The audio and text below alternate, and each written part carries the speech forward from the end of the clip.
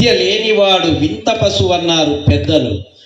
మనిషి బ్రతకడానికి గాలి, నీరు, ఆహారం ఎంత అవసరమో మనిషి మనుగడ సాగించడానికి చదువు కూడా అంతే అవసరం. ఈరోజు మనం అనుభవిస్తున్న సకల సౌకర్యాలకు, అభివృద్ధికి కారణం చదువు. చదువు ఎటువంటి కష్ట నష్టాలనైనా ఎదుర్కోవడానికి ధైర్యాన్ని ఇస్తుంది.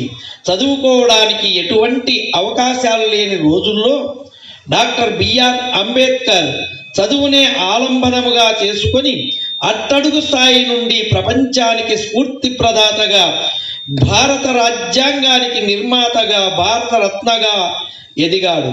అందుకే ప్రతి ఒక్కరూ బడినే గుడిగా చేసుకుని చదువే జ్ఞానంగా, చదువే లక్ష్యంగా ముందుకు సాగుదాం, అద్భుతాలు సృష్టిద్దాం.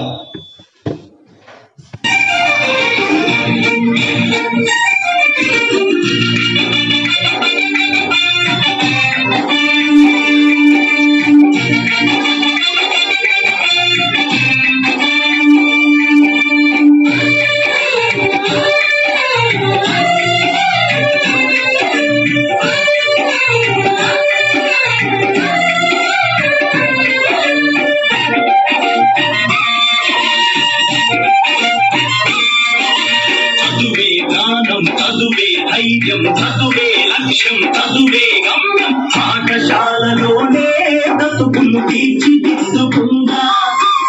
చదువులమ్మ ఒడిలో మన భవిత మార్చుకుందా.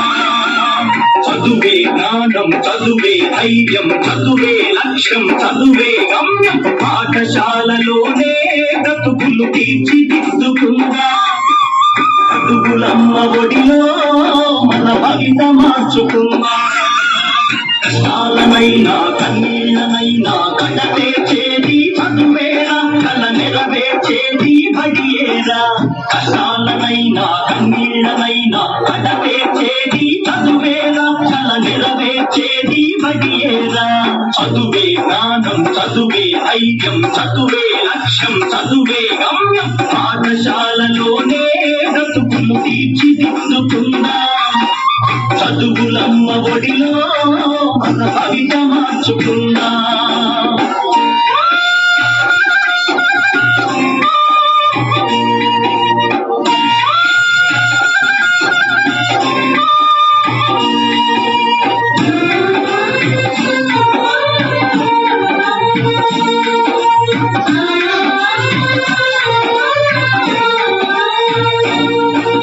బడి అంటే జైలు అనే భయమెందుకులే ఓనేసం. బడి అంటే అమ్మ ఒడి, అది బాధల బండి లేని గుడి. పెరుగును బదలి పరుగున కదలి ఆట పాటలతో చదివేక. పెరుగును బదలి పరుగున కదలి ఆట పాటలతో చదివేక. అక్షర జెండా ఎగరేద్దాం, అక్షర జెండా ఎగరేద్దాం. చదువే జ్ఞానం, చదువే ధైర్యం, చదువే లక్ష్యం, చదువే గమ్యం. పాఠశాలలోనే బ్రతుకులు తీర్చిదిద్దుకుందా. చదువులమ్మ ఒడిలో మన భవిత మార్చుకుందా.